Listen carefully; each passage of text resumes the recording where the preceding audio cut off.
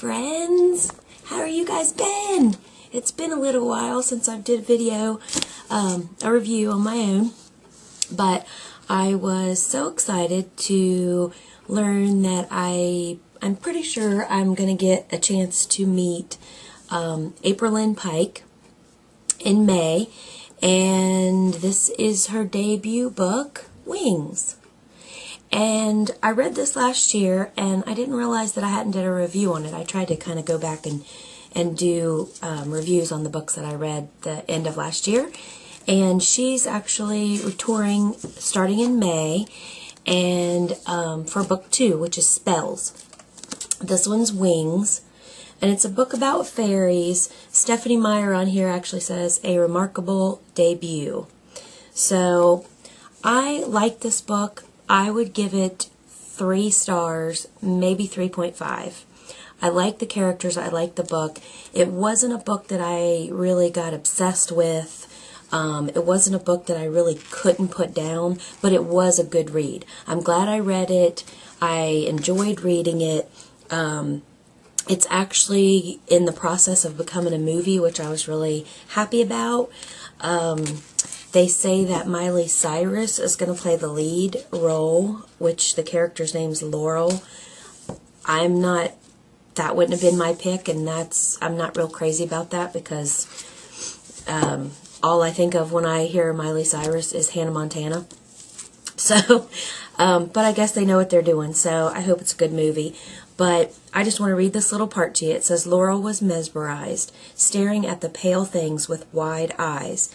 They were terrifyingly beautiful, too beautiful for words. Laurel turned to the mirror again, her eyes on the hovering petals that floated beside her head. They looked almost like wings. So, hence the name Wings. This is a book about fairies, and you pretty much know, this isn't really a spoiler, but Laurel basically starts getting this hump on her back and not realizing what it is, and I'll let you figure that out from there on. And it's kind of got like a Team Edward, Team Jacob thing going on. There's Tammany, which is a fairy that lives in the forest, and these are more, the fairies in this book are more like Tinkerbellish to me.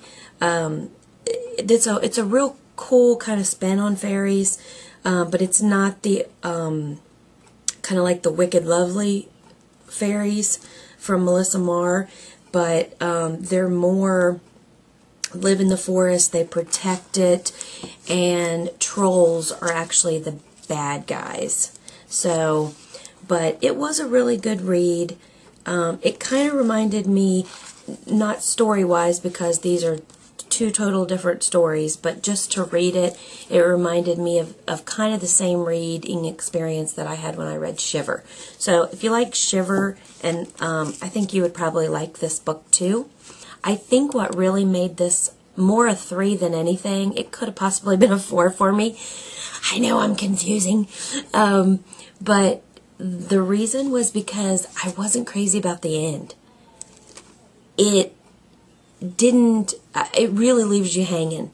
It just kind of sloughs off. And I wasn't real happy, like didn't get my real happy ending, and it just kind of leaves things unsettled. So it was kind of like a 3 for me because I thought, I didn't really want to think about it anymore because it was kind of, I didn't get the ending that I really wanted. But I think that this book was a lot of setup, which book 1s usually are.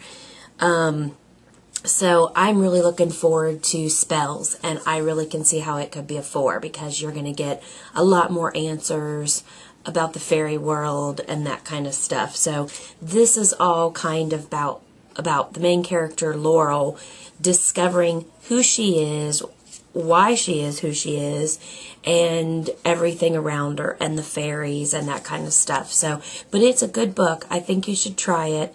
And that's all I really got to say about it.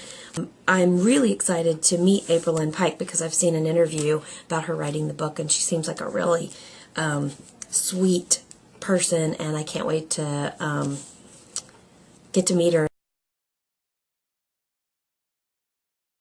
I just want to let you guys know real quick what I'm reading right now.